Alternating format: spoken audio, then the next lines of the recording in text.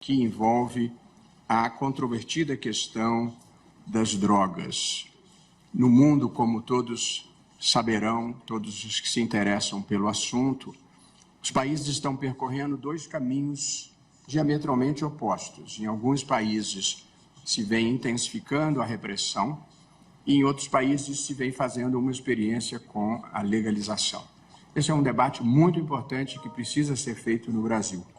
Porém, queria deixar claro que não é isso que nós estamos fazendo aqui. Não está em discussão hoje no Supremo Tribunal Federal, minimamente, a questão da legalização de drogas. Essa é uma compreensão equivocada que foi difundida, às vezes por desconhecimento e às vezes intencionalmente, e eu, portanto, gostaria, inclusive em deferência às muitas pessoas, parlamentares e pessoas da sociedade civil que me procuraram, gostaria de fazer, antes de iniciar o julgamento com o voto do ministro André Mendonça, que ouviremos todos com interesse e atenção, eu gostaria de prestar o esclarecimento devido e fiz por escrito, porque gostaria de ser absolutamente preciso para nós desfazermos os mal-entendidos e as incompreensões acerca dessa matéria e do papel que o Supremo desempenha.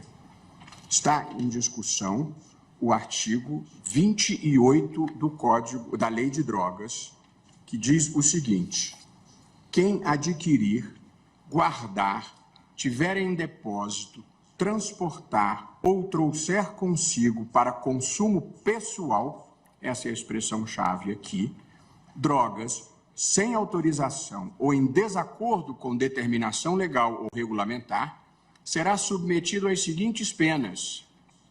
1. Advertência sobre os efeitos das drogas. 2. Prestação de serviços à comunidade. 3. Medida educativa de comparecimento a programa ou curso educativo. Isso é o que diz a lei, o artigo 28 da Lei de Drogas que nós estamos aqui discutindo. A Lei de Drogas não prevê pena de prisão para quem porte drogas para consumo pessoal. Não é o Supremo Tribunal Federal que está fazendo isso. É a própria lei aprovada de longa data pelo Congresso Nacional, uma lei que vige desde 2006. Portanto, a legislação brasileira não prevê pena de prisão para o usuário de drogas. Legislação aprovada pelo Congresso, sancionada pelo Presidente da República e em vigor. Prestado este esclarecimento quanto ao objeto do que nós estamos discutindo, eu presto, além disso, os seguintes esclarecimentos.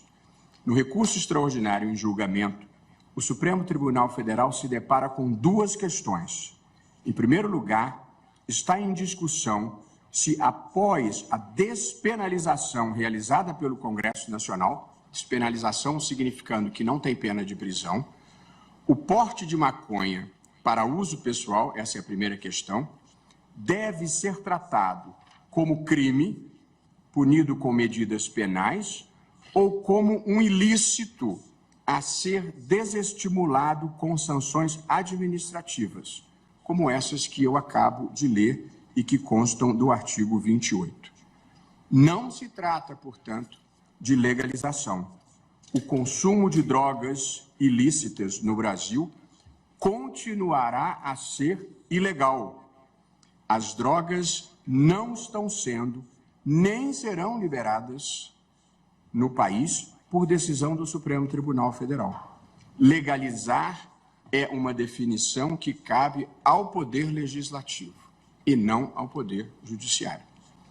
A segunda questão, e que nós todos estamos considerando como a questão central aqui, é definir um critério objetivo para auxiliar os policiais e todos os integrantes do sistema de justiça, juízes, promotores, procuradores, para auxiliar esse segmento a diferenciar o usuário do traficante.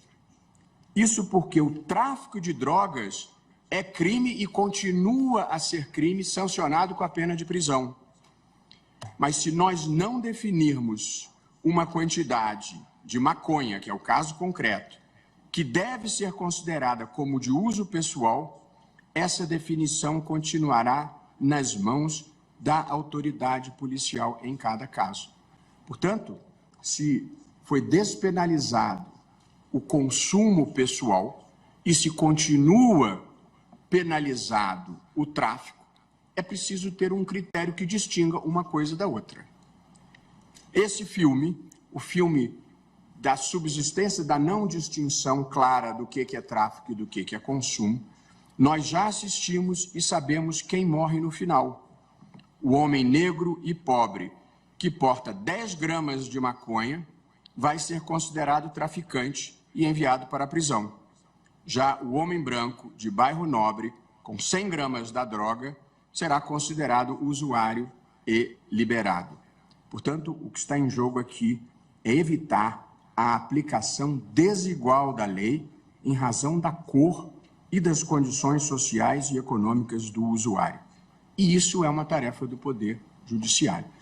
E o ministro Alexandre de Moraes, no seu voto, demonstrou empiricamente o que todos nós sabíamos intuitivamente, da diferença com que se tratam as pessoas nos bairros afluentes e nos bairros da periferia. Gostaria de acrescentar, em respeito e muita consideração às pessoas que me procuraram, sobretudo os parlamentares, que recebi ontem representantes das bancadas parlamentares evangélica e católica que registraram sua contrariedade com a legalização das drogas e pediram o adiamento do julgamento.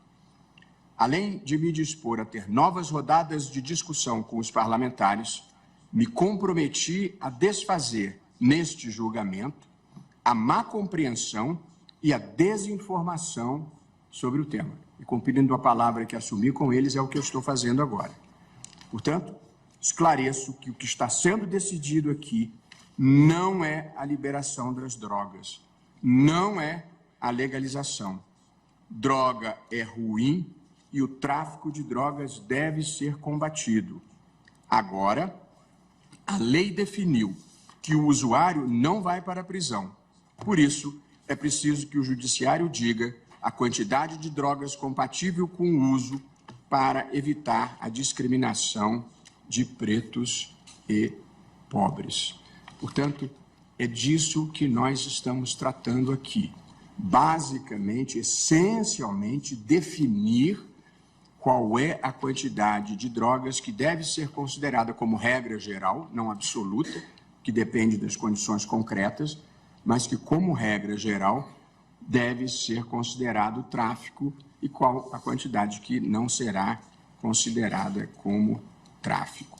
E aqui eu concluo, prezados colegas, senhores advogados, o público que nos assiste, dizendo que esse debate que nós estamos fazendo aqui, ele tem implicações muito profundas. A questão das drogas, como disse, é uma questão divisiva em todo o mundo, pelas dificuldades em enfrentar o problema.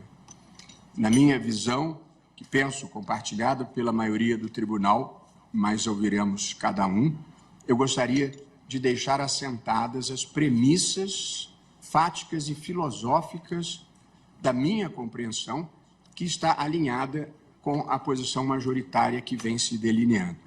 A primeira dessas premissas fáticas, para deixar claro e inequívoco, drogas é uma coisa ruim. Drogas ilegais são uma coisa ruim.